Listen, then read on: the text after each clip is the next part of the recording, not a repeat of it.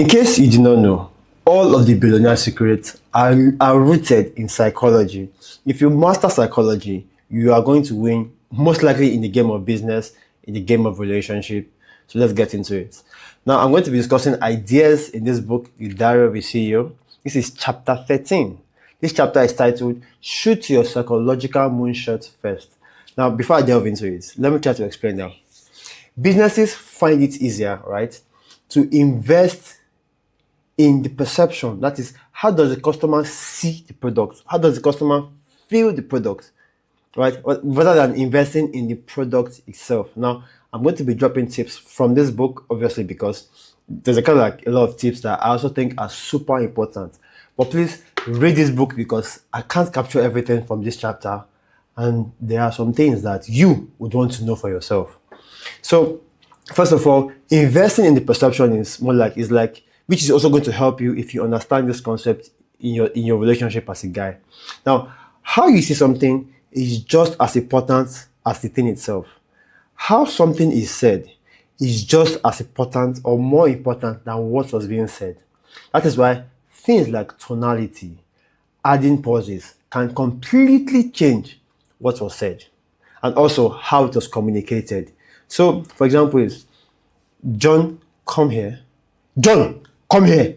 You see how the exact same words, but with a different tonality works. So now, bringing it back to this context now businesses or big businesses, they understood that it is cheaper to play psychological tricks on the customers. That is, if they can make the customers see the product in a certain way, then they are able to get the customer to act in a certain way also.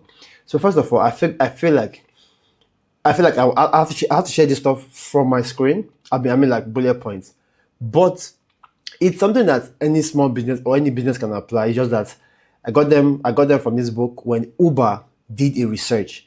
Now Uber did a research and they tried to figure out ways that they can engage their users more often, as in some very deep psychological stuff.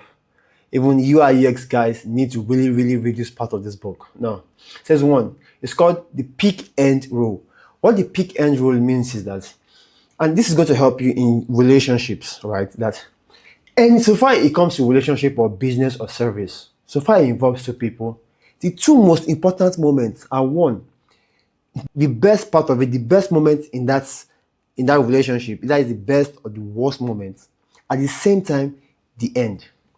So what that means is anything that happens initially, because to be very frank, anything can be corrected over time, right?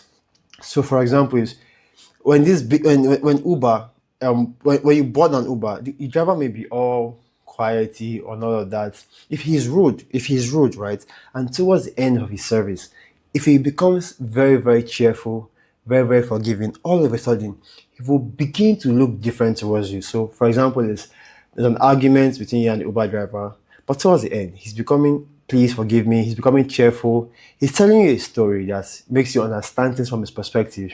Now you're feeling like, okay, maybe you got things wrong. Now, there's a high tendency for you to give him a 5-star review because he has convinced you that he is actually a very good person, that there was just a misunderstanding somewhere.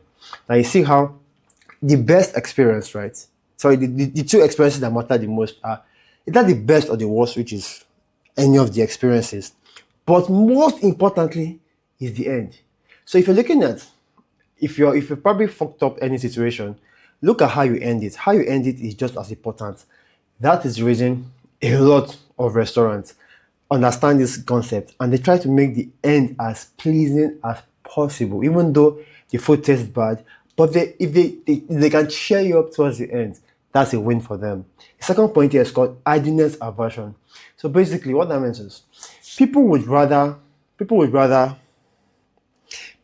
always want to justify that they are busy because it's very, very difficult for people to stay idle.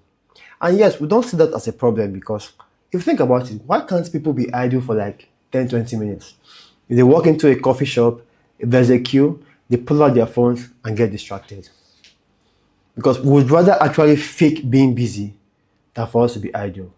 But side note, it's actually very, very powerful. Right? It's one self-improvement habit to be able to join a queue and just be present in the moment. You don't have to put your mind anywhere. Just be there, enjoy the queue. And trust me, it's a completely different ball game. So what Uber did here was, so if you notice, in some restaurants, while you are waiting, right, they want to keep you engaged. So what happens? They probably bring some games for you, some board games. Precisely if you are with someone, they can bring games that will involve the two of you, right? Same thing with Netflix. While you're busy looking for a movie, the moment you hover over any thumbnail, all of a sudden it begins to like show you a glimpse of the movie, right? Same thing with Google Chrome. If you ever notice that you have bad internet connection and you see that game that pops up when your internet is out, that is also another psychological trick, right? Rather than just showing you a blank screen telling you, oops, bad internet. The third thing here now is operational transparency. Now, Uber understood that customers want to be able to tell how long something will take. So it's better for us to know that. It's better for us to know that a cab is going to arrive in 30 minutes than for us to not know when that cab is going to arrive. So when human beings have this breakdown, it makes them feel like they are in control. So that means is, okay, fine, the cab will be here in 20 minutes. So let's give him 20 minutes. Rather than, oh, a cab is coming your way. And you can do this in your business when you can actually break down estimated times. Okay, so how long will it take for you to solve this problem? Okay, fine, 20 minutes. That is how you actually get to do things like operational transparency. If you've ever been to a Domino's Pizza, right, and you place your order and your order comes on the screen, that you knowing how long your pizza is going to take and then matching that time makes customers much more delightful, right? Now, okay, fine. My pizza is saying 20 minutes. So 20 minutes is 20 minutes. So it gives them that idea that fine, that they can trust the system more. This system is transparent, it works. And this is actually stronger if you actually deliver at the exact time, if not before. Because in business, it's wise for you to always overpromise, at the same time, over-deliver. So the fourth thing here is uncertainty anxiety. So it's similar to the third one. It's similar to the third one about operational transparency, but this time around, it has to do more with the user, right? That when the user doesn't know how long his pizza is going to come out, there's going to be some form of anxiety. Because why? If you're trying to get pizza, there's a possibility of you being hungry, and you not knowing when that food is going to come is a problem. If you know it's going to take 1 hour, so our brain will feel much more comfortable knowing that there's about to be a negative event, right? But still, we're able to like know how long it's going to take. Now, for us to have no idea of when the positive event is about to happen, because why? The mind needs to put some form of structures in place. The mind needs to feel like it's in control. The mind needs to think that, okay, fine, this thing is going to work out this way. So let's give it that time. The fifth one here is the goal gradient effect. Now, this is very, very powerful because this is something that my boxing coach uses for me and it works almost every single time. So this is it. In boxing, right, when he's training me, I have 3 minutes to punch. So 30 seconds before the last second, that is after 2 minutes, 30 seconds, a bell rings. And this bell signifies I have 30 seconds left. So what that means is I begin to give my all into that 30 seconds left. The same thing here, that people will put in more effort when they say that they are close to the deadline, they are close to the goal, right? They'll put in that much effort, even though they claim to have been tired. So in this case, this is where it is like LinkedIn shows this profile strength that, okay, you're almost done. Just take these few actions and you'll be done with creating your profile.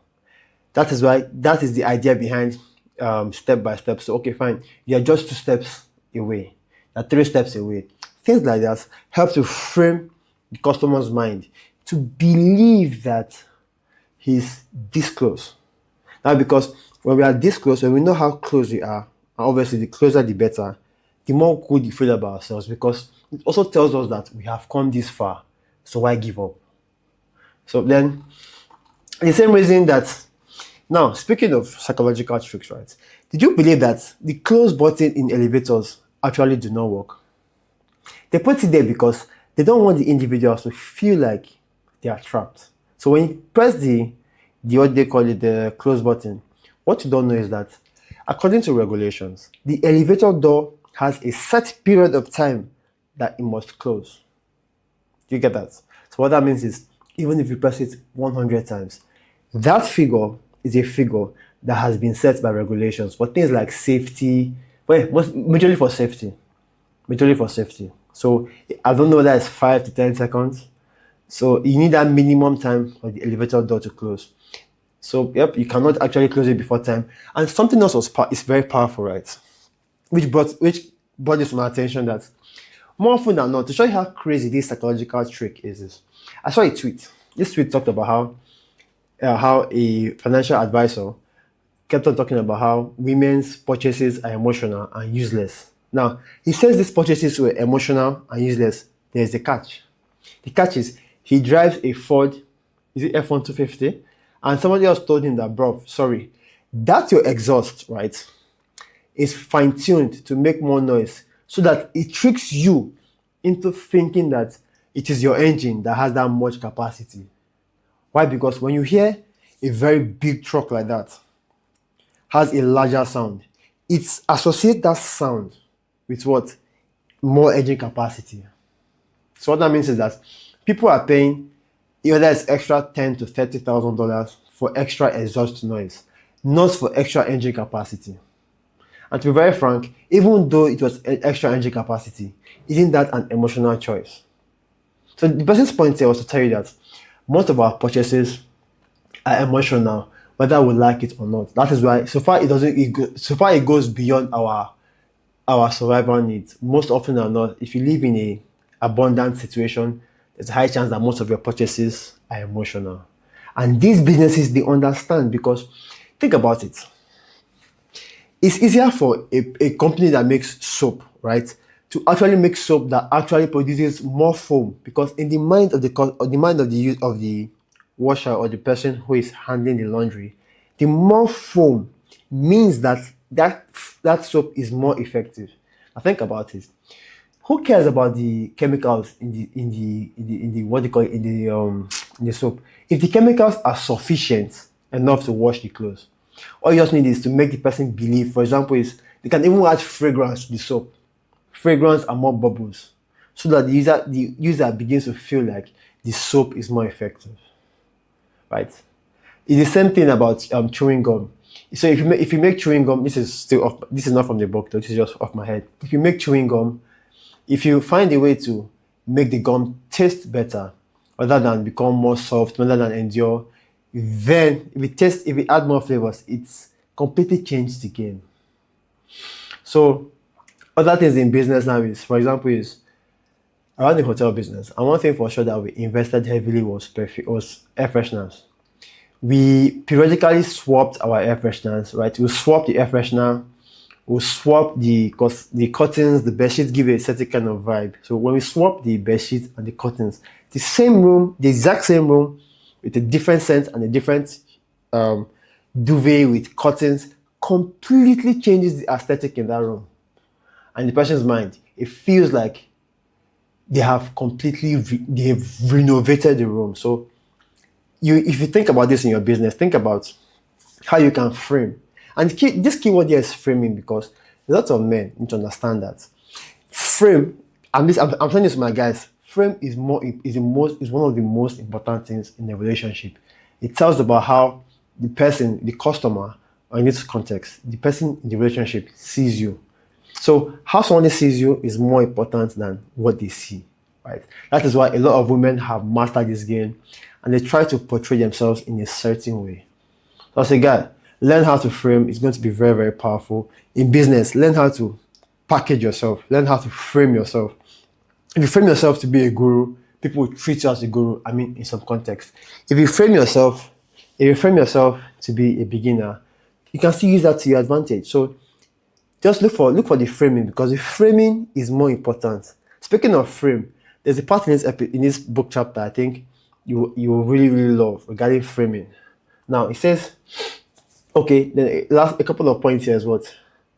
McDonald's, people eat with their eyes first. That is why McDonald's who's going to have a lot of nice graphics. One, two is they're going to put the graphics to be so well that it makes the user feel like he's craving that. Even down to colors. Mind you, these guys spend millions of dollars in research to further prove to you that it is a psychological game all of them are playing. But for small businesses, they believe that the product is what they should focus on. Yes, the product has to be good, 100%. But the framing is actually important. If you think about it, electric cars are not as glamorous as it's preached, right? I mean, because if you have a gasoline car, it takes about a couple of minutes, right, to fill up the tank. But if you have an electric car, it takes you hours, maybe 30 minutes, maybe 30 to 20 minutes to fill up your battery. So you're going to stay somewhere to get your car battery filled up. Now, some gasoline vehicles, right, move further than electric vehicles. What does that tell you? But still, this idea of electric vehicles super important. Another trick, right, I think I really love is from Amazon. If you think about it, Amazon Prime is one of the most interesting ideas because when you get people to commit $100 per year, now think about it. Now I commit $100. Now my brain tells me to justify the $100 that I just invested per year. So what that means is I have to place order. So to maximize that $100, I begin to place more orders. In return, it gives Amazon more because it gives Amazon more money in their bank because if you're trying to justify the $100. Now, if you use $100 to just maybe you had a quick thinking that $100 was what dropping in for once, drop it and move. If you don't need those other things, then don't buy them.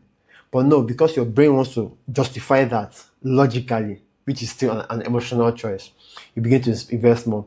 Another thing now is the AWS. Pay for what you use. So, I'm a technical founder, right? And my guys keep having this debate as, is AWS actually cheaper than having knowledge in Linux, in DevOps, and doing your stuff on a VPS? To be very honest, in my situation, I don't think it's cheaper. If you have good DevOps and you have a VPS, I don't think it's cheaper to run on AWS. I mean, it might be cheaper for, say, scalability, for easy scalability. When it comes to like little operations, manual operations, I do not think it's cheaper if you already understand DevOps and you have good Linux knowledge. Now, it is those are the things I really love from Amazon. It says, do not wage war against reality. Invest in shaping perspectives or perception, which is how does the customer see you? Now, think about it. What gimmicks can you play, right? What gimmicks can you play? I'm sorry, the word gimmicks is wrong word, but it is. What gimmicks can you play on your customers? At the same time, you should not rely on gimmicks alone because your product must be as good itself, right? So that means is your product does 80% of what is promised, but that 20%, right, is what you need. It's like say, please forgive me for this.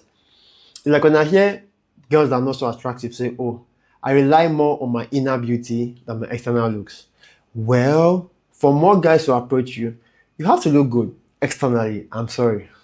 So you see how it means, and at the same time, I wonder why. You see why it's easier for somebody who is a walking red flag and very attractive to find a partner than somebody who is not attractive, like less visually appealing, and good character, good behavior. It's I mean, it's the norm. So I may use the wrong example, but bear with me. It says our truth is not what we see. Our truth is the story that we chose to believe. Remember the story of that financial advisor who was driving a truck, thinking that his engine is more capable, that is why it makes more noise, not knowing that it is just a louder exhaust that is fine-tuned to create that extra noise. So yeah, I really love this episode because I keep telling people to please study practical psychology. And I really think that I should be creating psychological videos. I mean, maybe, yeah, I think I should. Not like university psychology, but practical psychology, evolution psychology, female psychology, customer psychology, just psychology itself that's practical. I'm looking for, I may do that sometime, but if you feel like you like it, just let me know in the comment section. Is it what you'll be interested in? So yes, thank you very much for tuning in. Kindly share my video with somebody who will find it helpful. It's actions like this that get the channel to grow, and when this channel grows further, we get more quality ideas that are very practical. Because if you notice, most of my ideas are practical. That gives us access to better ideas, to better authors, and basically spread the word. It's also nice to at least know that what I'm doing is helping somebody else when you share it. Thank you very much. The person you might share it with will thank you. Will thank you also. So don't see it as a selfless act than a selfish one, or trying to help me. See it as a selfless act. Thank you very much. Talk to you soon. Share my video.